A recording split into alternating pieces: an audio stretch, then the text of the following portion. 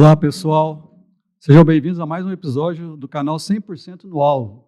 Hoje vamos falar sobre um tema fundamental para a segurança na construção civil e a gestão da segurança sobre as instalações elétricas no canteiro de obras e também, em outros segmentos também.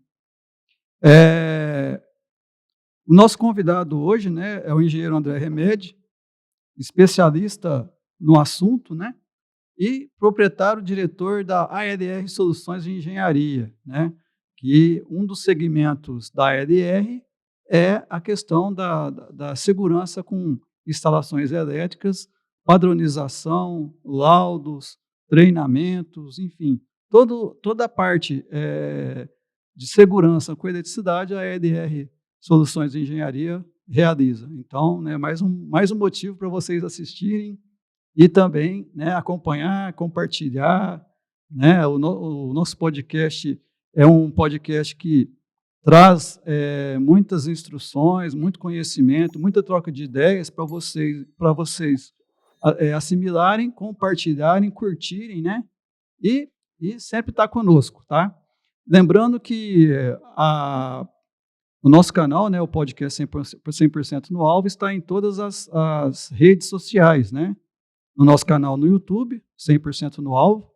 Nós temos o Instagram, 100% no Alvo. Temos o TikTok, quem gosta lá de ver vídeos curtos e curtir, compartilhar, também está lá. Para quem viaja muito, está no carro, no trânsito, a gente tem o Spotify, tá? E também no YouTube Music, às vezes quer ver e ouvir ao mesmo tempo. O YouTube Music dá essa possibilidade. Então, pessoal, o que eu peço para vocês é engajar no nosso canal, compartilhar, curtir, comentar, sugerir novos temas, A gente está aqui para isso. O canal é para falar sobre segurança do trabalho, meio ambiente, ESG, produtividade, qualidade, enfim, é um canal aberto para todas as áreas, de produtividade, segurança e meio ambiente. Eu gostaria de agradecer, também aos nossos patrocinadores. Hoje, em especial, nós temos a ALR Soluções de Engenharia conosco, na presença do engenheiro André Remedi. A ALR é uma empresa, como eu falei no início, especialista também na área de elétrica, em outros segmentos também, máquinas e equipamentos, NR12, NR11, laudos de HO. Então, o que vocês precisarem em relação a NR10, NR11, 12, 13 também, 15, 16, 18 e hoje especificamente a 10, a ALR Soluções é a solução para a sua necessidade. Vou falar também da Franco Consultoria Ambiental. A Franco é especialista na área de meio ambiente, toda a documentação relacionada a meio ambiente, laudos, programas, a Franco Ambiental realiza, e também treinamentos. Vou falar da Impacto Engenharia. Impacto Engenharia, ela é especialista na questão de chão de fábrica. Se você precisa estruturar a sua produção, a sua fábrica, a Impacto Engenharia, com suas habilidades, seus conhecimentos, faz esse processo. Tudo que envolve produtividade no seu chão de fábrica, a Impacto Engenharia é a solução, tá? Do nosso amigo Vandelson Araújo, engenheiro de produção. A Macfil, A Macfil, é uma empresa na área de locação, por sinal a melhor da nossa região, na questão de locação de equipamentos para a construção civil, e muito forte na questão de plataformas elevatórias. Se você tem a necessidade de ter plataformas elevatórias na sua empresa, para qualquer tipo de trabalho em altura, a Macfil é a solução para isso. Tá bom? Vamos lá então, pessoal. Primeiramente, eu gostaria de agradecer o meu amigo André Remedi, engenheiro André Remedi, da ALR Soluções, e hoje nós vamos falar especificamente, como eu falei agora há pouco, sobre a questão das instalações elétricas no canteiro de obra, a gestão das instalações elétricas e a sua segurança. Bom dia, André. Bom dia, Douglas. Primeiro, agradecer aí. Para mim é um prazer estar aqui novamente para poder falar de um tema aí que é tão crucial, principalmente aí dentro das organizações, as empresas de uma maneira geral. Os riscos elétricos aí são riscos que devem ser e precisam ter um cuidado muito maior aí, porque quando nós falamos aí principalmente da questão de riscos elétricos, a gente vai tocar no assunto daqui a pouco um pouquinho mais detalhado, é um tipo de risco, ou riscos, vamos dizer assim, né,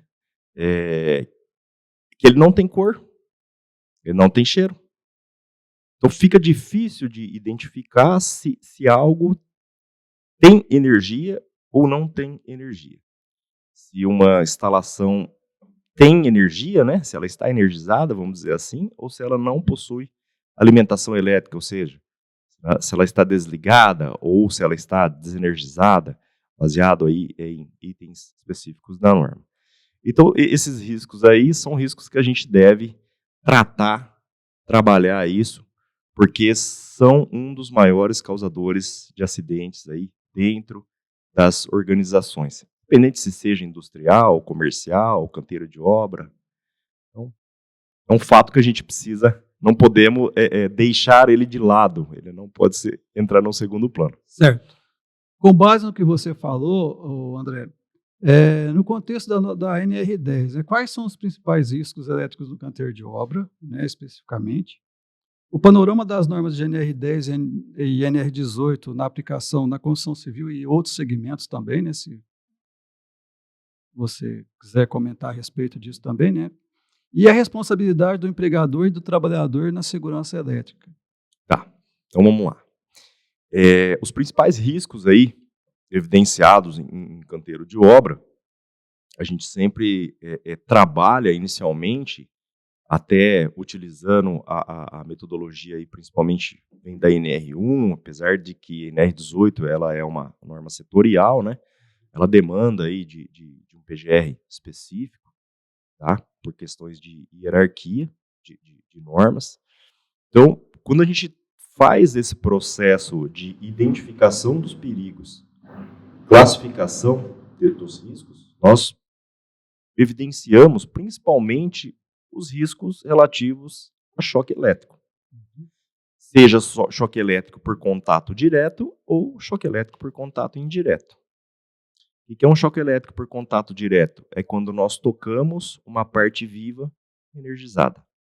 Contato indireto, choque elétrico, ele é caracterizado quando nós tocamos uma estrutura ou uma parte que conduz corrente elétrica que não deveria estar energizada, entretanto, ela foi energizada de maneira acidental. Ou seja, encostei na porta de um painel, encostei em uma estrutura metálica, um poste, algo que possa fazer a condução. Então, assim, basicamente, os riscos de choque elétrico. Esses riscos aí, eles são característicos, né, de uma maneira geral, dentro das organizações, canteiro de obra, industrial, comercial, entre outras situações aí, em decorrência da necessidade de se ter máquinas, equipamentos e instalações alimentadas por energia elétrica. Então, além disso, a gente tem risco de arco elétrico, que aí ele fica mais específico para a área da elétrica em si, para os eletricistas, as pessoas que atuam, né, que fazem realmente intervenções aí na área elétrica. Então, são basicamente aí os 3 riscos. Quais são os mais críticos que normalmente acontecem os acidentes? É o choque elétrico. Tá? De uma maneira geral, é o choque elétrico, seja ele por contato direto ou indireto. Então, o cenário nosso hoje, frente à NR10, NR18, que a gente vai falar do panorama aqui, a NR10 está passando por um processo aí de atualização. Provavelmente ela já vai vir a versão dela mais atualizada aí, com essa nova atualização aí. Provavelmente esse ano, até o meio do ano, ela estará publicada. Tá? Então ela vai vir com uma mudança de uma maneira geral que automaticamente vai afetar outras normas, né? Por exemplo, a 18, quando faz referência à obrigatoriedade, lá no 18.6, que ela faz a obrigatoriedade de se atender requisitos aí da NR10.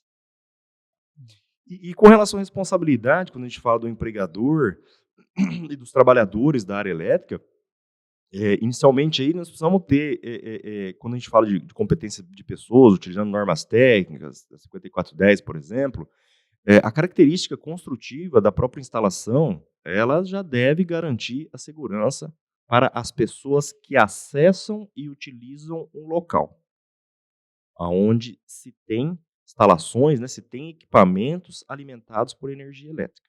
Isso é a característica construtiva. De um outro lado, o empregador, de uma maneira geral, ele tem que capacitar os seus trabalhadores que fazem intervenção nas instalações elétricas de acordo com os requisitos da própria NR10. E dentro desse cenário, precisa-se entender o que é uma instalação que vai atender, que vai se enquadrar nos requisitos do curso básico e se existe cenários do sistema elétrico de potência, que é o CEP, para verificar a necessidade ou não de se fazer a capacitação no curso básico e CEP, que é o curso complementar. De uma maneira geral, as pessoas falam assim: eu preciso de um treinamento da NR10. Eu sempre pergunto, qual? Da NR10. Mas qual o treinamento da NR10? A NR10, hoje, na sua estruturação, ela pode, exceto reciclagens, tá? Mas ela pode exigir até 3 treinamentos. Curso básico, curso complementar e áreas classificadas. Então, são 3 possíveis treinamentos. Mas por que possíveis? Porque às vezes eu faço intervenção numa instalação elétrica de baixa tensão, não é um cenário oriundo de CEP, e na minha instalação eu não tenho áreas classificadas. Eu vou ficar no curso básico. Eu vou intervir em rede aérea, entre outros cenários de processo de geração. Eu sou obrigado, né, no caso, a ter, além do básico, o CEP. Na minha organização eu tenho classificação de área, tem áreas classificadas. Eu venho para uma obrigatoriedade de um terceiro treinamento, tá? Então, isso precisa ser bem definido pela gestão. Quem que é a gestão? É o SESMIT. E aí demanda de conhecimento. Não necessariamente só falar, eu preciso de um treinamento da NR10. Saber o que está pedindo e saber o que quer, né? Primeiro eu preciso saber o que eu preciso. Depois eu saber pedir para poder atender o requisito necessário. Você está me fazendo refletir agora, né? Não só na construção civil. Na construção civil eu acho mais, vamos dizer assim, nessa questão de cursos mais organizado perante o que a construção precisa. Mas em outros segmentos, por exemplo, comércio, parte, por exemplo, administrativa, de escritório e tal, condomínio, às vezes a empresa, né, a instituição ou o local precisa de um trabalho com eletricidade. Aí que o comerciante ou o síndico do prédio, por exemplo, ou um dono de escritório, por exemplo, faz? Tem o Tiago ali, que é o eletricista, né? Não, ele é bom eletricista, chama ele lá que ele resolve. E o Tiago vai lá e tal, resolve, né, entre aspas. Porém, se acontece um acidente com o Tiago, ele tinha o curso de NR10, foi feito um contrato exigindo que ele tinha que apresentar o curso de NR10, tinha que trabalhar com os equipamentos corretos, tinha curso de qualificação para poder executar a atividade. A maioria das empresas informais ou formais pequenas, ou comerciais, ou de escritório, ou condomínios, não faz isso. Não faz. Infelizmente, aí a responsabilidade, né? Não existe mais aquela questão de responsabilidade solidária, hoje a responsabilidade ela é objetiva. Quem contrata, que se responsabiliza. Ponto final. É a lei da terceirização. Então, se eu contratei mal e o meu serviço foi recebido mal, não tem como, no final da conta, tá bom. Então, infelizmente, é efeito cascata. O resultado final disso provavelmente pode ser algo que, infelizmente, é algo ruim, mas é esperado. Por isso, pessoal, um recadinho aqui, se o André quiser me complementar depois, você que tem seu comércio, tem seu escritório, você síndico, né, que está me ouvindo, ou uma outra atividade, né, que executa, que trabalha em alguma empresa, alguma instituição, tomar cuidado com as contratações. A gente está falando aqui de eletricista, mas isso vale pelas outras também, tá? Quando for contratar um profissional, né, seja da área elétrica, da hidráulica, por exemplo, o pedreiro que vai trabalhar com calha, telhado, que nesse período, né, exige muito desses profissionais, tomar cuidado à hora de de contratar. Fazer o contrato. No caso de NR10, por exemplo, o eletricista, ver se, se ele tem o curso, se ele é qualificado, se ele tem o curso de NR10, colocar lá no contratinho quais são os equipamentos que ele tem que usar, porque se acontecer alguma coisa, né, alguma fatalidade, você, a instituição, o condomínio vai ser responsável por isso, tá? Então, vocês estão me ouvindo, né, que tem essa responsabilidade, a hora que for contratar qualquer tipo de profissional, fazer um contrato e no contrato colocar as cláusulas de segurança do trabalho. Quer complementar, Eu André? vou complementar.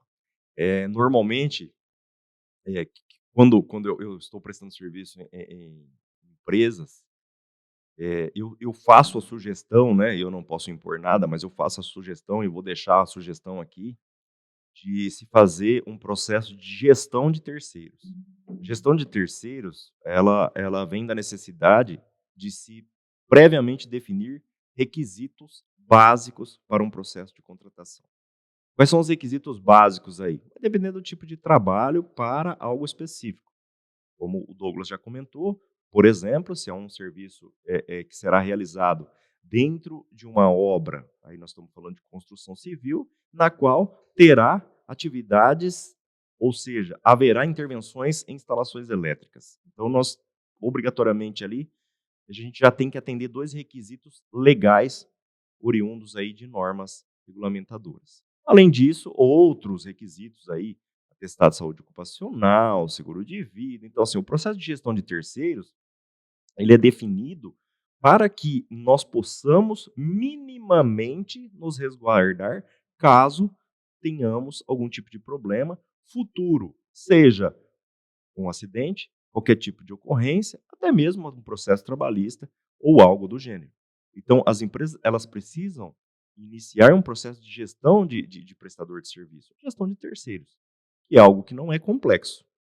Então, fica aí a dica, né, a sugestão. Normalmente se faz aí dentro de um processo antes de contratação. De uma maneira geral, as organizações aí, elas tratam de carta convite, que vai abrir ao mercado, mas as empresas menores que não tenha isso, mas pode pelo menos definir um escopo básico aí de documentações. Porque a gente está falando sobre isso, pessoal, porque às vezes no momento de urgência, de correria, de necessidade de produzir, necessidade de sanar a dificuldade, tem aquela questão, por exemplo, de contratar o primeiro que passar, ele é eletricista, vai lá e pô. A construção civil tem muito isso, né, Sim, André? sim. Ontem mesmo, né, ontem, essa semana agora, né, a gente estava fazendo um trabalho de estudo nos canteiros de obra. Muitos eletricistas não têm o curso de NR10, sabia? Eu Curso de sei. eletricista mesmo. Ele aprendeu na prática lá, começou como ajudante, se tornou eletricista, mas não tem o curso de qualificação para isso. Então é importante, você né, que está nos ouvindo, que trabalha na área também, né, o nosso programa ele é aberto para todas as pessoas,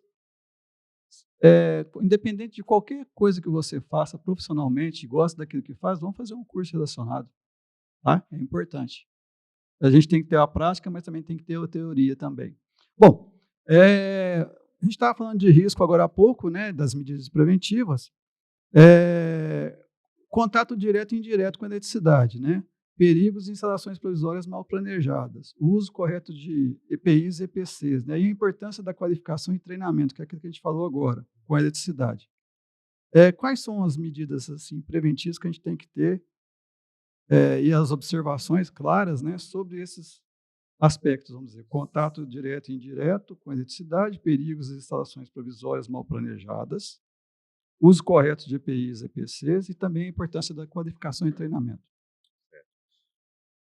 A questão do contato direto e indireto aqui, quando a gente trata da área elétrica, né, ela vem basicamente aí de choque elétrico por contato direto, choque elétrico por contato indireto. Algumas atividades que a gente trata, por exemplo, quando nós falamos que um trabalhador ele exerce atividade em linha viva, ele está ao contato direto. Quando eu estou exercendo uma atividade e ela não é em linha viva, eu estou indiretamente interagindo com instalação elétrica. Nós temos também a questão do trabalho ao potencial, né? Que aí eu entro dentro do potencial e essa corrente elétrica ela circula pelo meu corpo. Então, assim, quando a gente fala do contato direto, de uma maneira geral, subentende-se que o contato direto ele está relacionado principalmente ao choque elétrico, quando a gente vai falar aqui de medidas de controle, né? Uhum. E quais são as medidas de controle, já aproveitando o tema, né? Quais são as medidas de controle aí quando a gente fala de choque elétrico? Então a gente vai mostrar uma imagem aí que traz algumas questões que eu já comentei anteriormente aí, quando nós falamos sobre choque elétrico por contato direto, indireto e também o arco elétrico. Tá, a imagem está próxima para nós aí, né? Para a gente dar uma analisada, para a gente poder comentar em cima. Esse é um exemplo, tá bom, de uma imagem na qual o trabalhador ele está portando EPIs básicos aí necessários para exercer a atividade, ou seja, vamos começar ali. Eu tenho um calçado de segurança. Antes desse calçado de segurança, eu tenho um tapete isolante, que aí eu vou definir a classe de isolação dele. Que aí nós temos 6 classes de isolação básicas aí. Eu vou definir a classe de isolação desse tapete. Eu tenho um calçado de segurança aí. Esse é o tapete. Obrigado, Douglas. Calçado de segurança. Os calçados de segurança aí são para até 500 volts, tá?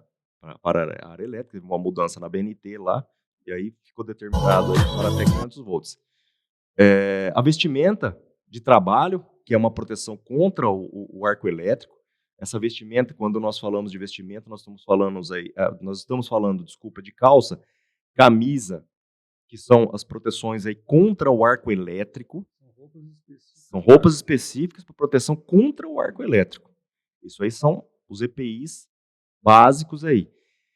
Posteriormente a isso, nós temos uma luva isolante, que é aquela amarela, tá? Aí a luva e a de cobertura por cima. Na verdade, a luva amarela, a luva isolante, ela é uma luva que é determinada também por classe.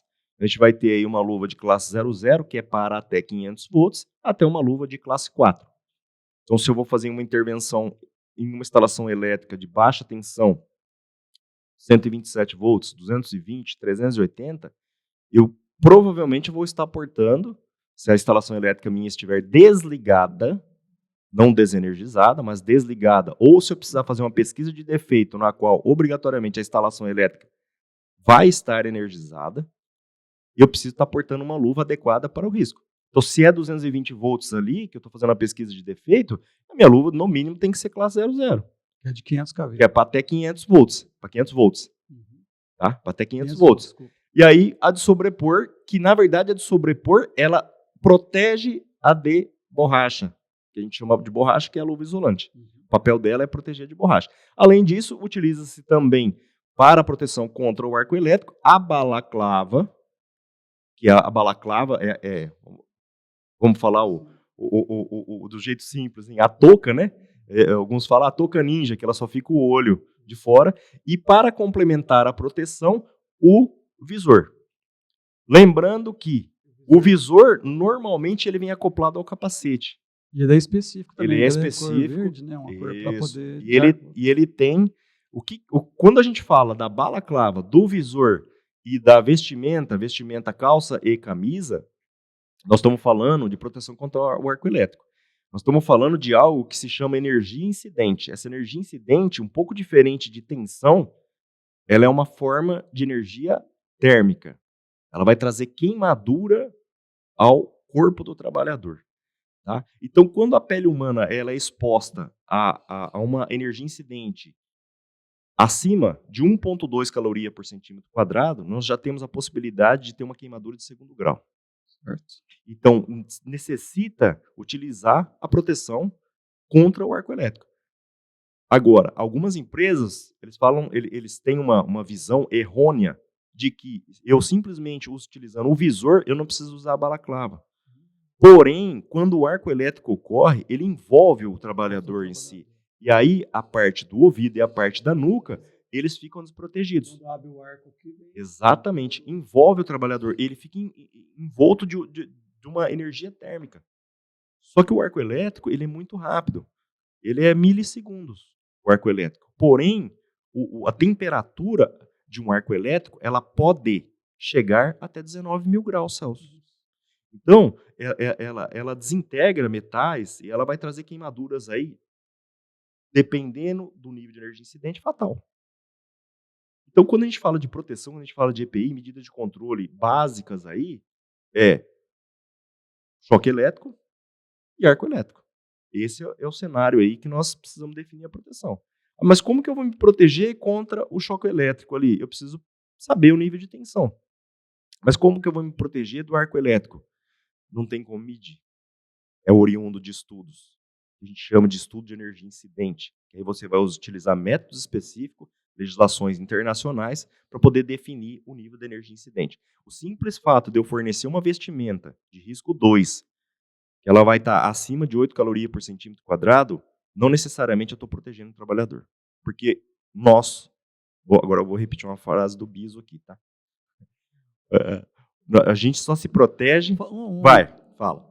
Pessoal, ó, falar nisso, a gente está esperando o Agnaldo Biso aqui no programa, hein, André? Vou falar com ele. Fala com ele, para ele, né? É uma presença esperada aqui, hein? Agnaldo, está convidado, está intimado a vir aqui, hein? Vou falar com ele.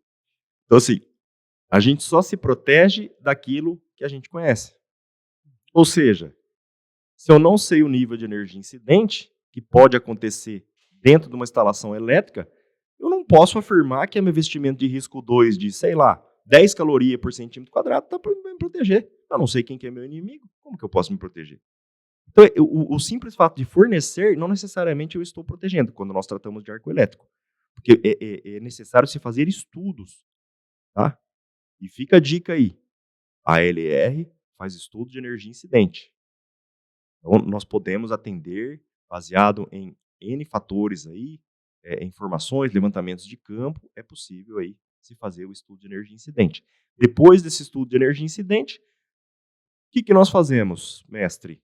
Nós somos obrigados a sinalizar as instalações elétricas. Que quando o trabalhador vai chegar para fazer uma intervenção, ele sabe quais informações? As básicas para ele se proteger.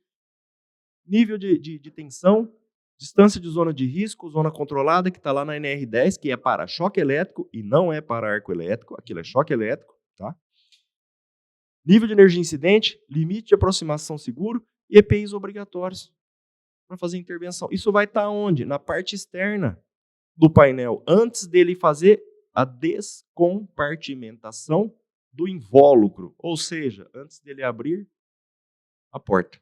A gente estava falando de EPIs, né? Uma curiosidade para o pessoal, às vezes, né? É lógico que eu sei que o André vai falar, mas para vocês não terem esse conhecimento, é bom a gente falar aqui a respeito. André, a questão da roupa adequada, né? A gente vê muito em obra e também em outros locais a pessoa trabalhar com camiseta, né? Sem ser de algodão, tá? Polímero, né? Que fala, não lembro agora. Ela é poliéster. Ela é sintética, né? Sintética, com roupa sintética, e a gente, né, bate o olho e não sabe o risco que aquela pessoa está correndo. Tá? Para curiosidade, também para aprendizado, pessoal que não sabe disso, André, fala para nós, por exemplo, da questão da vestimenta do trabalhador correta, né, do trabalhador usar. Mesmo aquelas mais simples, vamos dizer assim, atividades mais simples, uma troca de lâmpada, uma extensão, alguma coisa desse tipo que a pessoa tem que fazer lá. Desde a mais detalhada, como é o caso aqui, até o dia a dia nosso. Douglas, é assim, ó, quando nós falamos de instalação elétrica, o risco da ocorrência de um arco elétrico, ele existe a partir do momento que eu tenho energia elétrica, que eu tenho pontos energizados. Ou seja, numa simples troca de lâmpada pode ter um arco elétrico. Eu posso ter um surgimento de um arco elétrico. Tá? Então, tomando essa premissa básica aí, as organizações, as empresas, de uma maneira geral, independente do porte, independente do ramo de atividade, ela tem que planejar, ela tem que definir procedimentos aí de trabalho específico para intervenção na área elétrica. Prevendo o quê? Proteção contra choque elétrico por contato direto, indireto e arco elétrico. Então, quando nós falamos assim, qual que é a vestimenta adequada? A vestimenta adequada é aquela que eu fiz o estudo de energia incidente e eu tenho a informação de que, se eu for trocar o reator de uma lâmpada, um possível arco elétrico ali, se acontecer, ele vai atingir um nível de energia incidente de tantas calorias por centímetro quadrado. Obrigatoriamente, quando eu for fazer aquela intervenção, porque eu não consigo desenergizar para baixa tensão, porque o 10.5 ele fala seccionamento, impedimento de reenergização, constatação de ausência de tensão, instalação de aterramento temporário, proteção de partes vivas em zona controlada e instalação do cartão. Não se aterra em baixa tensão, não consegue aterrar. Então, obrigatoriamente, quando eu vou fazer uma intervenção em baixa tensão, nós estamos falando aí que nós vamos fazer com uma instalação, no mínimo, desligada. Que eu vou chegar lá no disjuntor, seccionar ele, no máximo que eu vou fazer, bloquear e colocar um cartão. Errados os 2 pontos, né? Eu não vou conseguir aterrar. Ah, tá. Para baixa tensão não vai aterrar. A gente vai conseguir para média aí, ou alta tensão. Uhum. Então, quando a gente fala de intervenção na instalação elétrica de baixa tensão, é lá que mora o perigo. E o pessoal enxerga o seguinte, de uma maneira geral, a área de gestão. Vou até incluir o SESMIT aí por conta de falta de conhecimento. Estou fazendo um trabalho dentro de uma usina, não vou falar nome, mas eu cheguei lá para o engenheiro de segurança e falei assim, eu quero pegar a sua equipe, eu quero treinar para eles saberem o que são os riscos elétricos, o que eles têm que ir para campo. É um trabalho específico que tem que ser feito dentro do SESB, ninguém tem a obrigação de nascer sabendo. E é específico. A tratativa aí de choque elétrico e arco elétrico ela é específica, não é todo mundo que vai saber. Então, assim, nós precisamos entender o quê? Quais são os riscos e quais as medidas de controle. E quando a gente fala em arco elétrico, o pessoal fala assim, nossa, arco elétrico é só, o perigo maior está em níveis de tensão mais alto. E é o contrário. Normalmente, os maiores acidentes, as maiores ocorrências, estão em baixa tensão. Se despreza o nível de tensão, fala, é baixa, é 220, é 380, é ali, é tranquilo. É ali que mora o problema. Tá? Então, fica a dica aí. Muito cuidado com instalações elétricas de baixa tensão. A maioria dos acidentes de gravidade maior acontece em instalações elétricas de baixa tensão. O que é baixa tensão? Segundo a NR10, é tudo que for abaixo de 1000 volts em corrente alternada ou corrente contínua. Então, assim, o que nós precisamos trazer de informação? É evidenciar que o trabalhador ele tem que ter informação. E às vezes, por falta de informação, como eu falei lá no início, ele coloca qualquer tipo de roupa e vai lá, não, isso aqui é baixa tensão, é 220, isso é tranquilo, é onde está sujeito a receber um arco voltaico, por exemplo, Exatamente. na hora lá, né? E se você tiver com a roupa de poliéster, por exemplo, pode ter queimadura. Exatamente. A vestimenta inadequada, ela vai agravar o acidente. Ela vai agravar. Mas por que ela vai agravar? Porque ela não tem a propriedade que antigamente, né, era denominado vestimenta anti-chama, retardante de chama ou resistente à chama. Ela foi mudando as nomenclaturas, porque como é uma norma internacional, ela vem do inglês. Então hoje se fala vestimenta AR. Então essa vestimenta AR, ela tem ou o próprio tecido ou um tratamento para poder resistir a essa energia térmica que ela vai receber. Uma vestimenta sintética, ela vai agravar. É a mesma coisa se eu colocar, vou fazer uma comparação aqui bem distante, mas que é a realidade. Eu colocar fogo num canudinho plástico.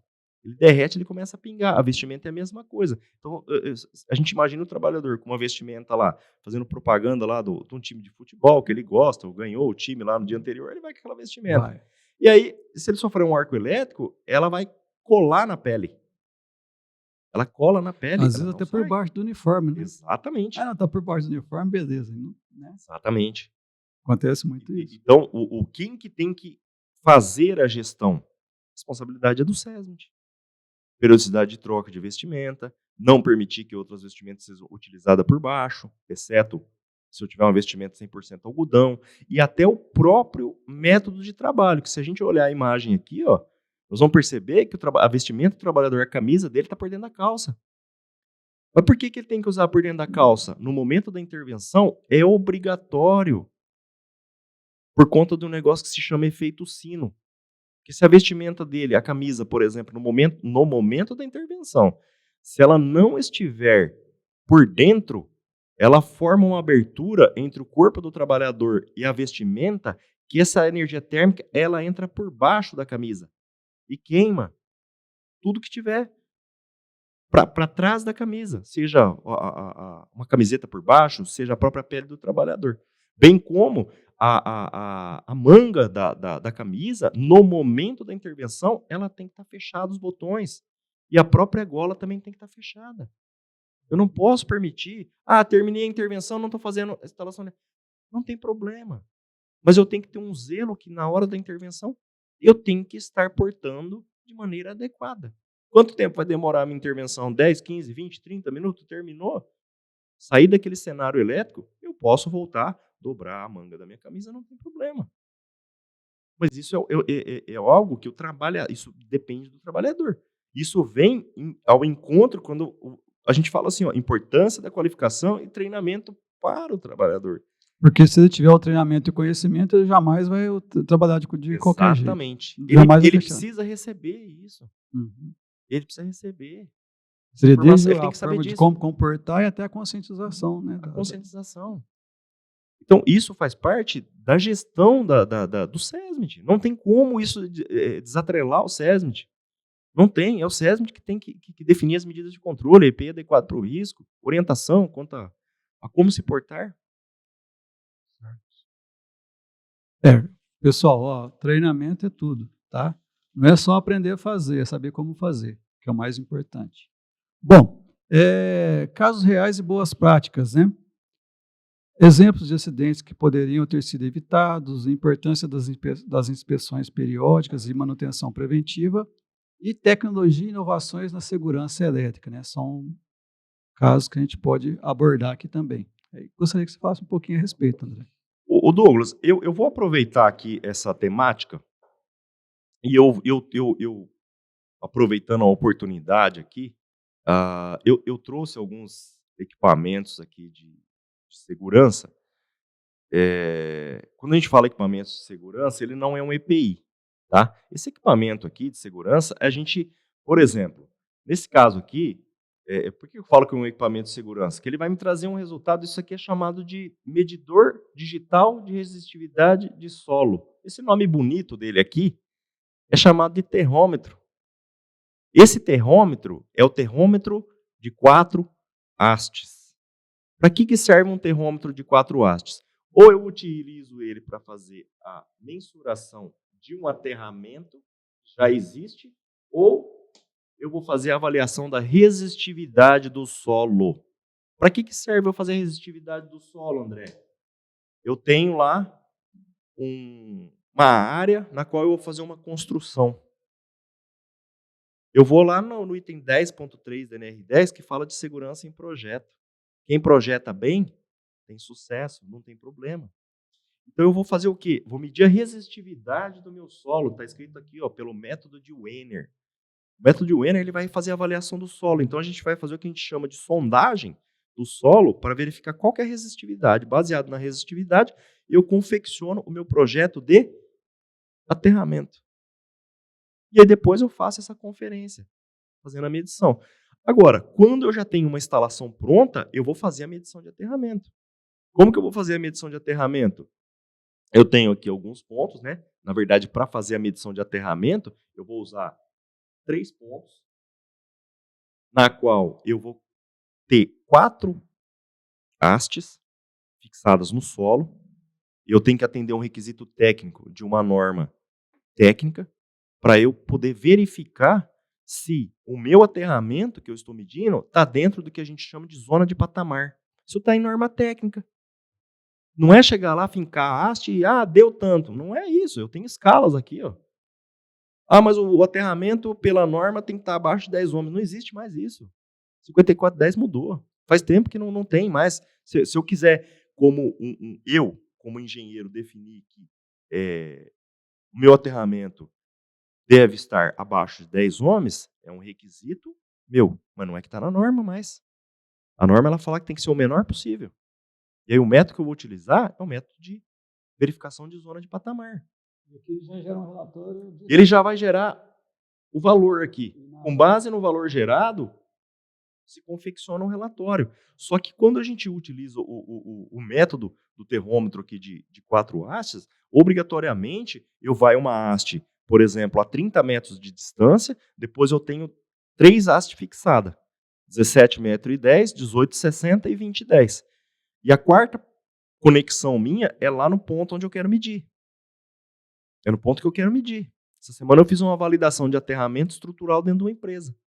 Até o pé direito metálico, todas as telhas são metálicas, e a base de fixação, de sustentação desse pé direito metálico, ela é uma estrutura na qual foi feita uma fundação, existe uma armação, uma ferragem, que pela NBR 5410, bem como a 5419, elas trazem que o melhor aterramento que existe se chama aterramento estrutural. Eu não vou contratar uma empresa para falar assim, você tem que fazer uma malha. Depende. Tudo é relativo. Se eu quiser vender material, eu vou falar que sim. Se eu quiser trazer custo-benefício para a empresa e fazer o melhor aterramento possível, que é o que está evidenciado em norma, não sou eu que estou falando, está lá, é aterramento estrutural. Eu só preciso validar. Garantir que essas conexões estejam interligadas. Então, esse aqui é o termômetro de 4 watts que nós utilizamos para poder fazer a medição de aterramento.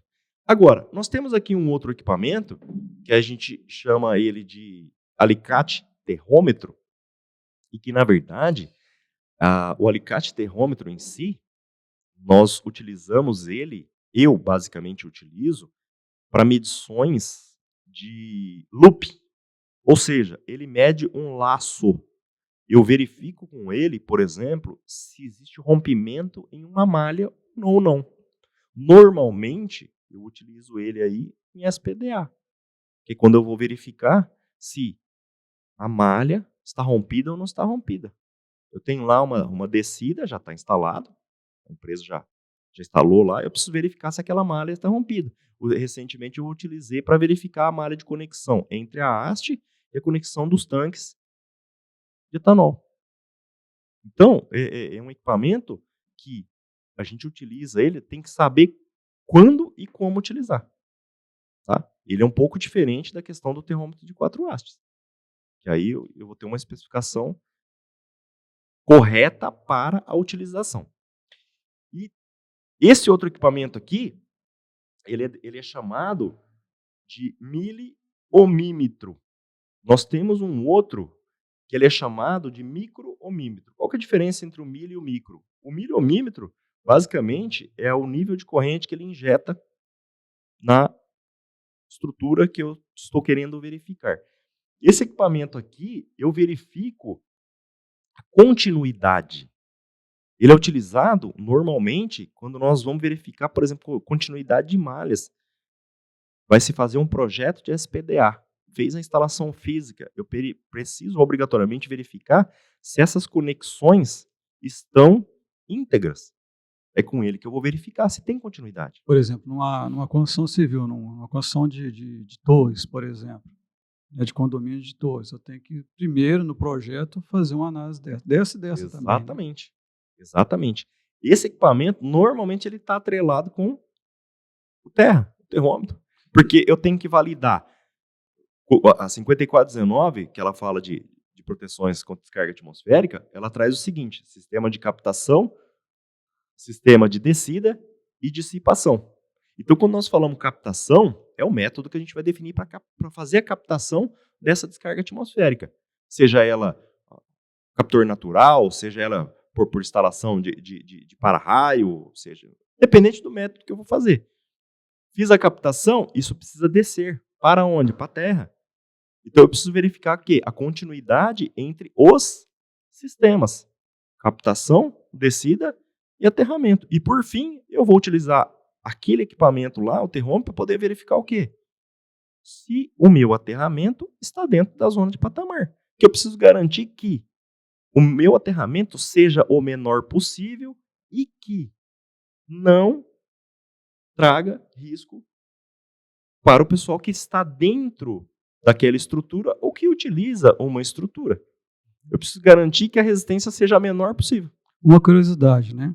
A gente estava falando das construções de condomínio, de torre e tal. Construção em geral. O pessoal, quando vai desenvolver o projeto, tá, eles realizam essas medições? Ou só baseiam lá na NBR? Ó, eu vou Não, vou assim, falar de assim, uma forma geral, né? que eu estou encontrando muitas situações, nem projeto tem, tá? Tem empresas aí da nossa região que está atrasado no tempo e está fazendo, não vou nem falar projeto, está fazendo instalações com base na norma antiga da 5419. Tá errado, parou no tempo, esqueceu, mudou, tá? E tem nome no mercado, mas tá lá. Ah, porque o fulano de tal. Então, quando começa errado, Pode dar vai errado. embora. Provavelmente, uma hora nós vamos ter problema quanto a isso. Então, assim, o projetar bem, saber projetar. Hoje você vai numa empresa, primeira coisa que você pede: cadê a documentação aí da proteção contra a descarga atmosférica? Ah, tá aqui. Aí ele te entrega um desenho. Me dá um gerenciamento de risco. O que é gerenciamento de risco? Eu preciso ter. A 5419 ela tem 4 partes. Uma das partes dela é que fala de gerenciamento de risco. Mas o que é gerenciamento de risco? Eu preciso definir. Lá que eu vou definir a classe de SPDA, tipo de proteção, entre outras situações. E não tem, não faz. Gerenciamento de risco. Por quê? Porque está lá atrás. Está lá na época antiga ainda da norma. Então isso é um problema. Ô, André, assim, uma curiosidade, tá? A maioria dos incêndios a gente sabe que é por causa elétrica. Pelo menos 90% é causa elétrica. É, é, normalmente é sobrecarga, tá? A gente está falando não só de aterramento, como de sobrecarga também. Se tivesse feito um projeto bem feito, dificilmente teria acontecido isso, na verdade. Exatamente. A gente está falando agora da necessidade de projetos, né? É. Quando a gente fala em projeto, que nós. Vamos lá. Então, nós estamos dentro de um canteiro de obras. Tudo se começa em projeto. Quando nós vamos lá na NR18, no item 18.6, ela fala da parte de eletricidade. E ela traz, dentro da NR18, a obrigatoriedade de se atender a NR10. Então, uma norma setorial remeteu a uma norma de hierarquia inferior. Eu preciso atender a de hierarquia inferior porque já foi referenciado. E aí, quando nós vamos lá no 10.3 da NR10, ela trata de uma temática que se chama segurança em projetos. Aí, quem vai projetar precisa definir o quê? Olha, o meu canteiro de obras, nós vamos utilizar container. Eu vou ter estrutura metálica, cobertura. Eu posso usar como captor natural? Depende. Depende do quê? Se atende requisito de norma, espessura de chapa, entre outras situações. Como é que está sendo o sistema de dissipação disso? Eu tenho que medir. Eu tenho que projetar. Ah, eu vou fazer um projeto, vou pegar lá requisitos a cada tantos metros, em decorrência da minha classe de SPDA, eu tenho que ter uma haste, um ponto de dissipação. Isso é projeto. É segurança em projetos. Ah, vou fazer um projeto aqui, uma instalação elétrica de sanitários. A própria NR18, ela fala da obrigatoriedade de utilização do quê? Diferencial residual, que é o DR. Uhum. Só que o DR tá onde essa referência? A 18 ela fala da obrigatoriedade do DR, com base em normas técnicas. Onde que nós vamos encontrar isso? Eu tenho que pular lá na 5410, abrir ela, que ela tem um tópico que fala do diferencial residual. E o DR é recomendado para áreas molhadas, para áreas úmidas. Na construção civil, tá? Aonde que nós temos áreas úmidas? Além de eu obrigatoriamente ter que se fazer um projeto dentro de sanitários, lavanderias, local onde eu utilizo, por exemplo, betoneiras. Eu preciso ter um dispositivo que monitora. Mas por que tem que ter DR, André, em área úmida? Por conta da resistência da pele, ela diminui quando ela está exposta à água. Aí a 5410 ela dá 3 situações: corpo seco, corpo úmido e corpo imerso em água. Quanto mais crítico for a situação, menor é a resistência. Sendo a resistência menor, maior é a corrente elétrica. Então, o DR, ele entra nessa situação para proteger o quê? É pessoas. Eu tenho uma lavanderia lá dentro do canteiro de obras. Só pode fazer a higienização das vestimentas, lá lavar. Vamos comprar uma máquina de lavar. Naquele circuito eu tenho que ter DR, porque tem água. Está acontecendo os inúmeros óbitos. Aconteceram, né, e continuam acontecendo. Em cenários onde a gente tem água. O pessoal usando máquina de alta pressão. Na verdade, o problema não é a máquina, e sim a extensão que se utiliza. Isso, a extensão. Betoneira, o problema é a betoneira, entre aspas, sim, a betoneira não tem dupla isolação. Ela não tem dupla isolação. O que é dupla isolação? Se você pegar, por exemplo, uma lixadeira, se você pegar uma furadeira, você vai perceber que esses equipamentos, ela não tem o terceiro pino do plug. Mas por que não tem o terceiro pino? Porque ela é isolada, ela tem dupla isolação. Automaticamente ela não precisa da referência do terra. A estrutura dela em si, ela vai dar uma proteção, uma isolação, ou seja, de até 1000 volts. Como é que eu vou enxergar isso? Tem 2 quadrados, um dentro do outro. Isso é uma questão técnica. Isso aí tem que estar onde evidenciado? No meu PGR da 18. Pergunta se tem. Não tem por quê? Porque não sabe. Aí a área de projeto faz, define, lindo, maravilhoso, e aí o SESMIT não comunica com a área de projeto, e aí eu não consigo falar que a minha instalação elétrica, a característica construtiva dela, tem Às vezes medida até de por falta de controle. conhecimento. Né? Falta de conhecimento. Ver o projeto, não é minha área. Não é minha área. Então, assim, essa comunicação, ela precisa acontecer. Então, o projeto nascendo bem feito, hoje, quando eu faço um projeto dentro de um canteiro de obra, normalmente eu defino a necessidade de se ter DR, principalmente para onde tem cenários com água, que isso é obrigatório, por norma. A própria 18, a própria 5410, ela vai obrigar isso. Então, assim, o DR, ele é obrigatório para a situação. Eu fui numa construtora uma vez, o mestre de obra falou assim, eu vou colocar o DR lá na entrada. Eu falei, você vai comprar o DR para a entrada, você só pergunta aonde você vai comprar, se depois você pode trocar. Ele falou, por quê? Eu falei, porque não vai funcionar. Vai cair toda hora. Não vai parar. Ah, ele tá com problema. Não, problema não, ele tá fazendo o papel dele. Qualquer coisinha lá internamente já vai cair. Um aquecimento, uma fuga de corrente de 30 mA, ele vai atuar. É o papel dele. Isso. E isso vale, pessoal, a gente está falando de construção civil aqui, instalações elétricas e tal, né, provisórias e também definitivas em projeto construtivo, mas vale para todos os segmentos, tá? Onde tem água, umidade, trabalha com água, umidade, com certeza, né, André? Pode Exatamente. correr. Usina, alimentos, né? Outros segmentos aí frigorífico, onde tem água, umidade, pode, se não tiver uma instalação elétrica muito bem feita, muito bem planejada, estruturada, e um projeto, né, feito lá na base, com certeza vai ter alguma consequência. Exatamente. Então, o contexto, assim, vou deixar uma sugestão, né?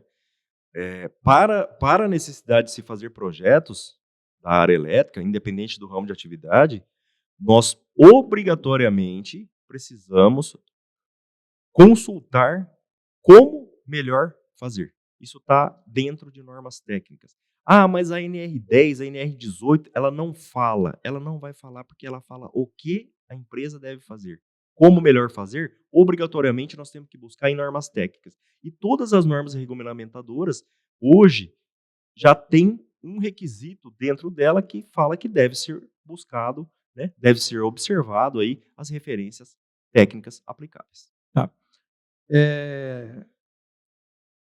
A gente queria uma dica sua, né? Dicas e também vamos dizer assim, um resumo do que a gente falou aqui, né? Sobre a questão das considerações, né? Com o trabalho na eletricidade. A gente está indo já para o final do programa, né? E eu queria que você deixasse o seu recado, né? Falando né, um resumo do que nós falamos aqui, alguma coisa que a gente não comentou aqui, mas que era necessário falar para o pessoal que não está assistindo. Vamos lá. Eu vou deixar uma dica aqui vou fazer uma interface agora entre o objeto que a gente vai chamar de máquinas e equipamentos, né, que está vinculado lá à própria NR12, e obrigatoriamente os canteiros de obra, as empresas, organizações de uma maneira geral, elas possuem máquinas e equipamentos. E automaticamente, a maioria dessas máquinas e equipamentos aí, exceto algumas que são alimentados exclusivamente por pneumático hidráulico, vai precisar de energia elétrica. Então, quando nós falamos aí desse conceito, a carcaça, a estrutura de máquinas e equipamentos, independente aonde ela esteja, obrigatoriamente ela tem que estar aterrada. E esse aterramento, ele tem que ser validado. Não é você simplesmente fixar uma haste no solo e puxar um cabo e conectar na estrutura da máquina. Isso não pode ser afirmado que está aterrado. Nós precisamos validar esse aterramento. Então, eu deixo aqui uma dica. O simples fato de fixar uma haste e conectar numa estrutura metálica, numa máquina, num circuito, isso não quer dizer que está aterrado, que esse aterramento está validado. Nós precisamos medir. E para a gente medir isso, nós precisamos utilizar equipamentos específicos. Então, uma boa parte dos acidentes que acontecem são oriundos de utilização de máquinas. Então, a gente precisa atender requisito legal. Essa é a dica que eu deixo. Aterramento é obrigatório e que potencializar estruturas, utilização de DR. Então, fica a dica aí que tenham, né, consciência para que se faça projetos adequados, para que se façam instalações adequadas e que tudo isso seja validado, seja para atendimento de NR12, seja para atendimento de NR10, seja para atendimento de NR18. O que nós precisamos entender é o seguinte: garantir segurança e saúde a todos os trabalhadores que, direta ou indireta, interajam com cenários ou máquinas e equipamentos que são alimentados por energia elétrica. Essa é a minha dica. Eu gostaria, né, de agradecer agora novamente o André por estar aqui hoje. Já estou fazendo um convite, né, se você tiver com a agenda aberta para o mês de março, finalzinho de março, a gente falar sobre higiene ocupacional. Vamos falar, trazer todos os importante a gente aparelhagens falar sobre aí. higiene ocupacional. Legal. Todo mundo está me pedindo aqui, pessoal, né, vamos falar sobre higiene ocupacional, vamos falar lá no canal e tal, né? E hoje, conversando nos bastidores aqui com o André, antes de iniciar o nosso podcast, levantamos essa questão. E o André falou: Douglas, por que não vamos, né, fazer um podcast especial sobre higiene ocupacional? Então, o pessoal que está nos assistindo, e também avisa para quem, né, o pessoal que gosta da área, para no próximo episódio nós vamos falar sobre higiene ocupacional. Tá? Nós vamos trazer todos os equipamentos aqui, né, André? E o passo a passo, tá? De como proceder, de como é e tal. Então, está todo mundo convidado para assistir o nosso próximo episódio com o André sobre higiene ocupacional, provavelmente entre 22 e 29 de março. Então, está aí feito o convite. Vou verificar a agenda Tá. e já. A gente se tiver liberado, já está aceito. Senão fecha a agenda. Pessoal, mais uma vez eu gostaria de agradecer a EDR Soluções de Engenharia, que hoje está conosco, né? Hoje nós tivemos uma aula do André, né, sobre a questão de gestão com eletricidade, especificamente no canteiro de obra, mas a gente falou de uma forma geral também. André, mais uma vez, muito obrigado, viu? Agradeço. Eu que agradeço. Pela essa aula que teve hoje conosco aqui, pelos esclarecimentos, dúvidas, né? E, vamos dizer assim, atualizações que, às vezes, muitos dos profissionais e das pessoas que estão nos assistindo não sabiam. E vamos deixar aberto a seguinte questão, Douglas. Se o pessoal tiver algum tipo de dúvida, pode, lá no YouTube, né, pode deixar as perguntas, e o Douglas me passa isso e a gente trata as respostas. Isso não tem problema nenhum. Legal. Ou o Douglas tem meu contato também, quando precisa, ele já sabe, eu não tenho problema com relação a isso. O que eu puder ajudar, eu fico à disposição. Eu não estou aqui para inicialmente vender nada de serviço. O que eu quero é ajudar. Mas que, se precisarem, nós estamos à disposição aqui para poder atender. Mas, independente de qualquer coisa, dúvidas, questionamentos, se eu puder responder, se eu tiver o conhecimento, eu vou fazer. Se eu não tiver, eu vou buscar e depois trazer. Legal. Isso é importante, pessoal. Além do profissionalismo, vamos dizer assim, né, da execução do profissional do que faz, né, da especialidade, a gente também busca, né, afinal, o podcast foi criado para isso, para atualizar e informar as pessoas. E quando vem, né, profissionais como o André aqui, é para isso, é para informar, atualizar, tá? E atender, né, algumas dúvidas que alguém tenha e queira perguntar. Tá? Nós estamos aqui para isso. Né? O canal foi criado para isso. Eu gostaria de agradecer também a Franca Engenharia, mais uma vez, tá? Por nosso apoio, por estar conosco aqui. A Franca Engenharia trabalha na área de meio ambiente e também de qualidade. Gostaria de agradecer mais uma vez a Impacto Engenharia, tá? Do meu amigo Vandelso Araújo, né? Engenheiro, diretor da empresa. Surgiu alguma dificuldade na sua indústria, a Impacto Engenharia resolve para você, tá, pessoal? Fica aí a dica. Gostaria de agradecer a Macfil, tá? Do meu amigo César Teixeira, pelo apoio, né? Já de algum tempo, né? E eu fico muito grato por isso. E a Macfil é especialista na área de locações de equipamentos, né? Como eu falei, e também de plataformas elevatórias. Precisou de uma PTA, né? De uma pente, né, vamos falar da forma adequada hoje, uma pente, plataforma elevatória de trabalho. A Macfil é a solução também. Tá bom, pessoal? Então, não esqueça de nos assistir, de dar seu like, que é importante lá no canal, né? Dá o like lá, que é importante. Compartilhar, comentar, como o André falou, surgiu alguma dúvida, pode comentar lá no canal, que a gente vai tentar responder da melhor forma possível.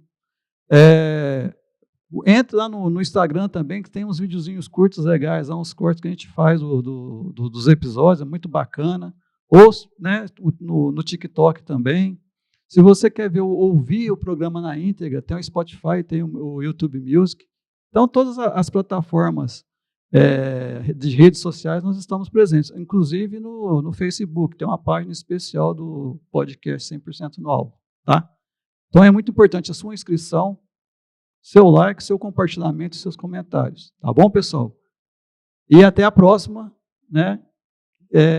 Que estaremos aqui com assuntos relacionados a SGI e meio ambiente. Até mais.